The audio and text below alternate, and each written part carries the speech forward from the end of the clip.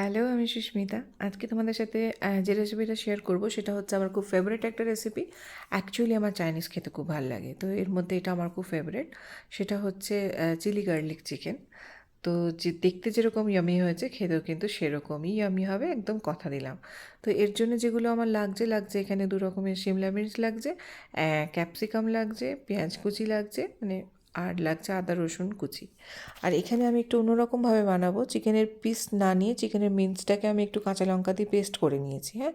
তার মধ্যে এবারে একটা গোটা ডিম দিয়ে দেবো, পেঁয়াজ কুচি, লঙ্কা কুচি দেওয়ার দরকার নেই কারণ লঙ্কা বাটা আছে, আদা বাটা, রসুন বাটা, একটু গোলমরিচ গুঁড়ো, আর স্বাদ মতন একটু নুন, আর একটু বাইন্ডিংয়ের জন্য ময়দা। এই কয়টা ইনগ্রিডিয়েন্টস দিয়ে আমি ভালো করে এই চিকেন মিন্সের যে পেস্টটা আছে সেটাকে আমি ভালো করে মেখে নেবো পকোড়াগুলো ভাজার জন্য।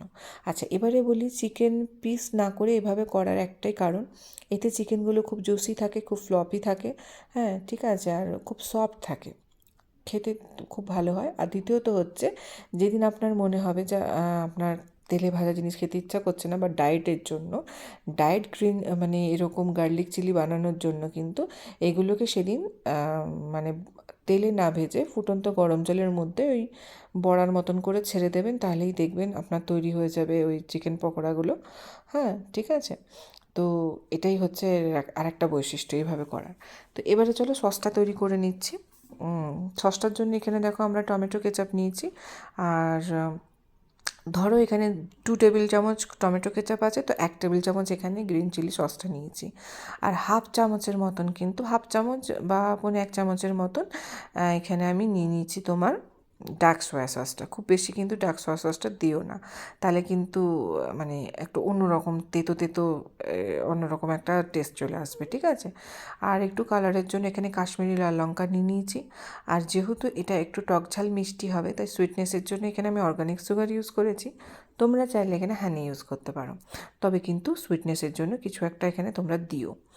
মানে যেভাবে আমি যে টেস্টটা আনার চেষ্টা করছি তার জন্য কিন্তু এগুলো লাগবে। আর খুব সামান্য পরিমাণে জল দিয়ে এরকমভাবে মিক্স করে নিলেই কিন্তু আমার তৈরি হয়ে যাচ্ছে মানে চিলি গার্লিকের যে সসটা সেটা তৈরি হয়ে যাচ্ছে, ঠিক আছে। এরপরে কড়াইতে সাদা তেল গরম করে আমি যে পেস্টটা তৈরি করেছিলাম পকোড়া ভাজার জন্য সেগুলো আমি ভেজে নেবো। আজকে আমি ভেবেছিলাম যে ডায়েট স্পেশাল চিলি গার্লিকটা বানাবো, বাট আমি আজকে ভেজেই করলাম আমার ছেলের আবদারে।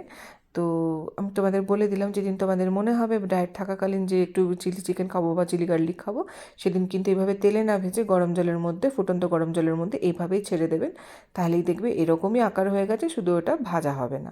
তো ব্যাস চিকেন পকোড়াগুলো আমার ভাজা হয়ে গেছে। ভাজতে ভাজতেই যে আমি 2-1টা খেয়ে ফেলি, আমি কেন, আমার পুরো ফ্যামিলি 2-1 পিস করে খেয়ে নেয়, দারুণ খেতে লাগে। তো চলো ওই বাকি তেলটাতেই কিন্তু আমি এবারে পুরো রান্নাটা শেষ করব। তো এবারে ওই তেলের মধ্যেই কিন্তু দেখো আমি আদা কুচি, রসুন কুচি দিয়ে দিয়েছি।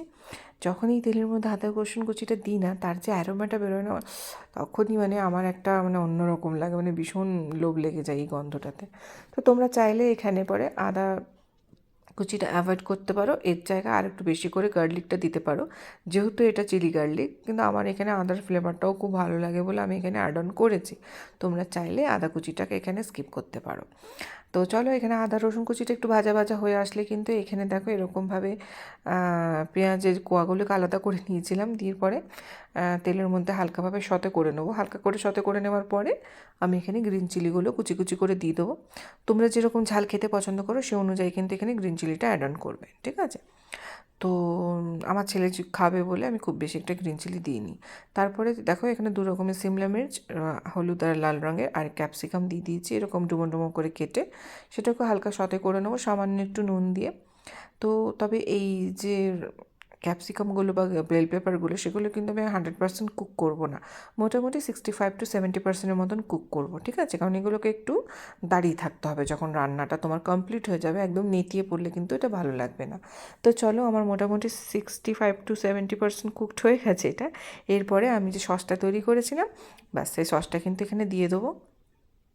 আমি যেভাবে সস তৈরি করছি এই গ্রেভিটার জন্য, তোমরা এইভাবে সস তৈরি করলে কিন্তু আমরা অনেকেই দেখি যে চিলি চিকেনে বা এটা এরকম ধরনের গ্রেভিতে অনেক সময় আমাদেরকে কর্নফ্লাওয়ারের মানে মিশ্রণ ঘোলটা দিতে হয় একটু থিকনেস আনার জন্য, কিন্তু আমি যেভাবে এই সসটা তৈরি করি না, তাতে কোনো রকমের কর্নফ্লাওয়ারের মিশ্রণ দেওয়ার দরকার হয় না, এমনি দেখো এটা কিন্তু এমনি থিকনেস হয়ে যায়।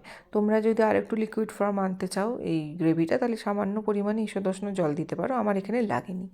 আচ্ছা, এরপরে গ্রেভিটা যখন তৈরি হয়ে আসছে তখন আবারও একটু স্বাদ মতো নুন দিয়ে দেবো আর একটু গোলমরিচ দিয়ে দেবো আরোমার জন্য। আমার কিন্তু তোমার গার্লিক চিকেনের ইয়েটা গ্রেভিটা তৈরি হয়ে গেছে। এরপরে ভেজে রাখা যে চিকেন পকোড়াগুলো ছিল সেগুলো দিয়ে জাস্ট নাড়াচাড়া করে একটু ফুটিয়ে নিলে কিন্তু আমার তৈরি হয়ে গেছে একদম তোমার চিলি গার্লিক চিকেন। ঠিক আছে, তো তোমরা অবশ্যই এরকমভাবে বানিয়ে খেয়ে আমাকে কমেন্টে নিশ্চয়ই জানিও তোমাদের টেস্টটা কেমন লাগলো। ঠিক আছে, আর ডায়েটে যদি খাও তো যেভাবে বলেছিলাম ওইভাবে বানিয়ে খেও, তাহলে কিন্তু ডায়েটেও একদম জমে যাবে গ্রিন চিলি চিকেন। ঠিক আছে, বা চিলি গার্লিক চিকেন। টাটা।